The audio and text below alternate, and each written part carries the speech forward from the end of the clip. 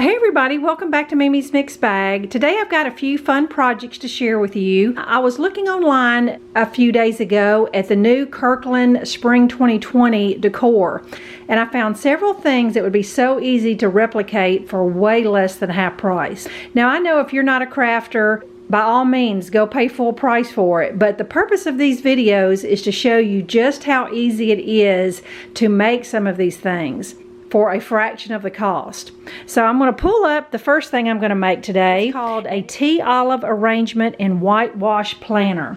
I looked down at the description and it says it's an 8-inch box. And I'm sure it's made out of wood, but I'm going to make it out of some chipboard. If you don't know what chipboard is, it's just a thick piece of cardboard. Now I've got a paper cutter here, I got some brass fasteners, I got some paint and a hole punch, and then you're going to need a little bit of greenery. So the first thing I need to do is take the chipboard in my paper cutter and I'm going to cut a bunch of 1-inch strips. All right, let me show you what I've got cut here. I have made a little adjustment. When I looked at the measurements of the planter online, it's basically an 8x8 box. So I decided to make my strips a little wider. And I cut 16 strips, 1.5 by 8. And then the corner pieces, they're going to wrap around the corners of the planter. I got 4 of those, 2x8. Now anytime you cut chipboard on a paper cutter, you normally have to cut both sides because it's thick and the little blade won't go through.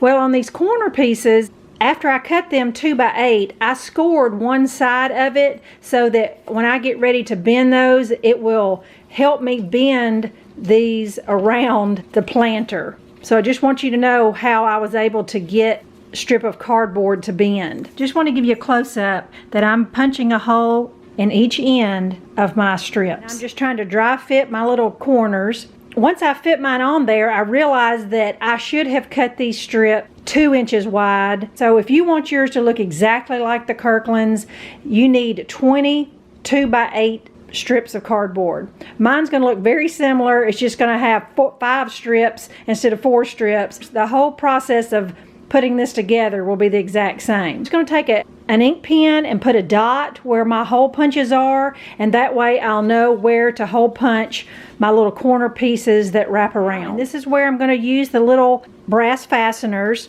and this is what it's going to look like. It's pretty simple, and just make sure that the head of your fastener is on the outside of the box. And I'm going to attach them on all 4 sides. All right, let me show you here. I've got it all put together, and I think most of us know how brads work. This construction was very simple, just attaching the strips to the corners. Now, once I got it completely constructed, mine almost measures 9 inches. But I tell you, those pictures online are pretty deceiving. You can't quite tell how big or how small something is. So hopefully your cardboard won't be so multicolored as mine. I'm going to go ahead and give mine a solid coat beige paint.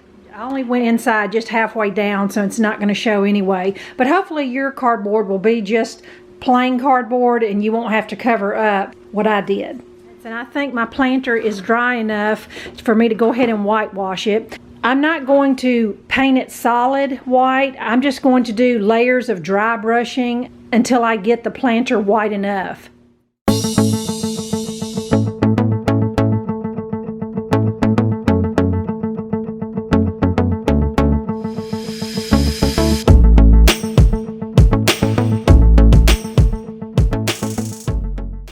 All right, I am loving this whitewash finish. I'm going to take a paper towel and rub the heads of my brass fasteners so they'll show through a little better. Fill it full of greenery. Project 1 will be done.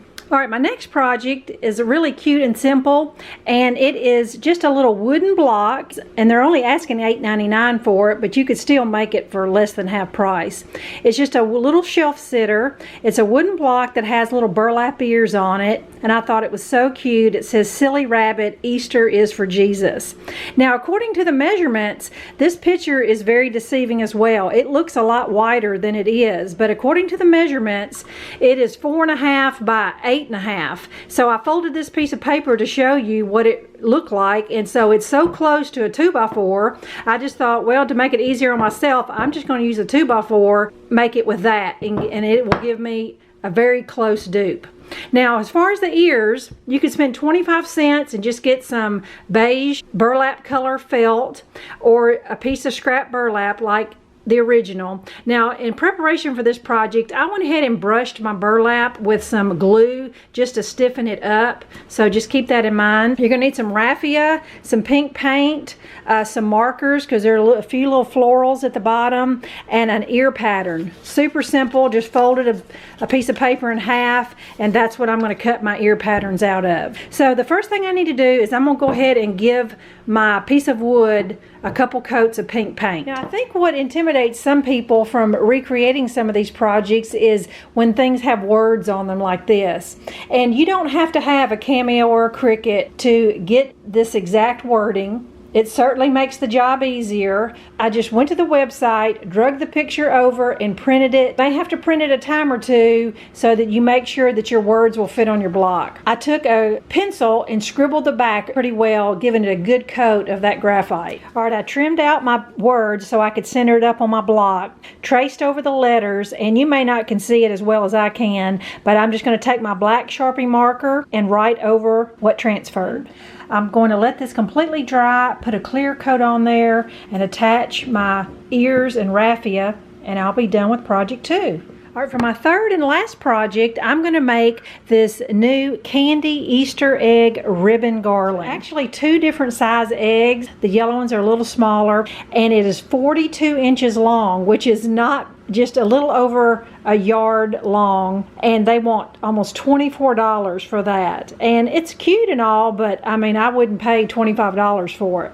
So I went to the Dollar Tree. I did spend $4, which based on the actual cost, it's totally worth it. And my store didn't have all their Easter stuff out, so I managed to buy this and make it work. These are just some little miniature eggs, and I'm going to take them off the sticks and take the strings off, and I'm going to drill a little hole through all the eggs.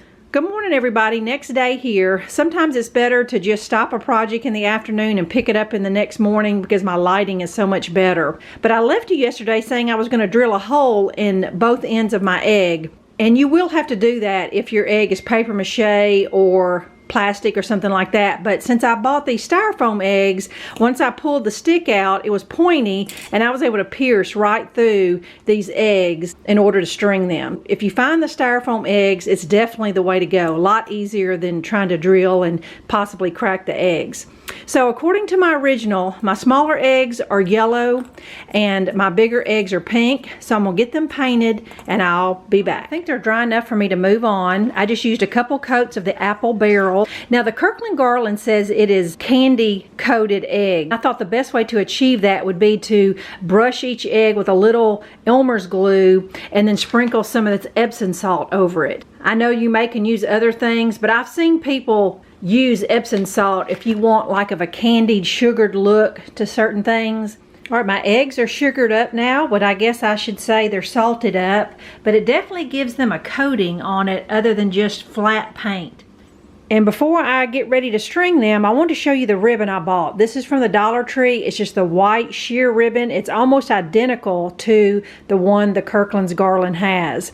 And instead of using string, I just cut about 50 inches of wire. I thought it would be easier to poke it through those eggs lengthwise. I'm going to string my eggs, tie a bow between each egg, and I'll be ready to show you. All right, friends, I'm ready to share with you my Kirkland Spring 2020 Spring Decor dupes. Here is the 8-inch whitewash planner. Now I'm going to insert a picture here of the original.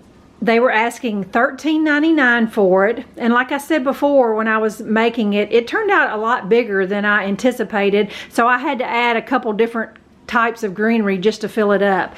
If I was going to make this again, I would make it a little smaller just because I would have more places to put it. But I think making this out of cardboard, I was able to achieve the same look for a fraction of the cost. So for a couple dollars, the price of some brads and some paint I already had, I now have a whitewash planner. The next project was a silly rabbit block. Turned out really cute. If I was going to make another one of these, I would use my cameo and cut the letters out. Tracing them the way I did is certainly an option. I was able to make this with just some scrap material I had, so it basically cost me nothing to make, and they were asking $8.99 for this. So this is a great dupe. Here is the picture of the original, and I think it's pretty close. And I saved myself $9. And last but not least is the candy Easter egg ribbon garland. I'm going to insert a picture here of the original. And as you can see here, it's pretty close to what they're asking $23.99 for. A couple notes on this project. I don't know if I would use the Epsom salt again. That was kind of a mess, to be honest with you, but it did give the eggs a candy coating. I think if I were to do this again, I would just brush some light clear glitter on there or something like that, just to cover up the flat paint, and it would give that candied look. But the ribbon's the same, the length's approximately the same, and so I achieved this look for $3 or $4 versus almost $25. So friends, I hope you enjoyed seeing these 3 copycat projects. You know, not everything we see is always easy and cheaper to make, but in these 3 decor pieces, they certainly were. So thank you for watching, and I'll be back in a few days. Happy spring crafting. Bye-bye.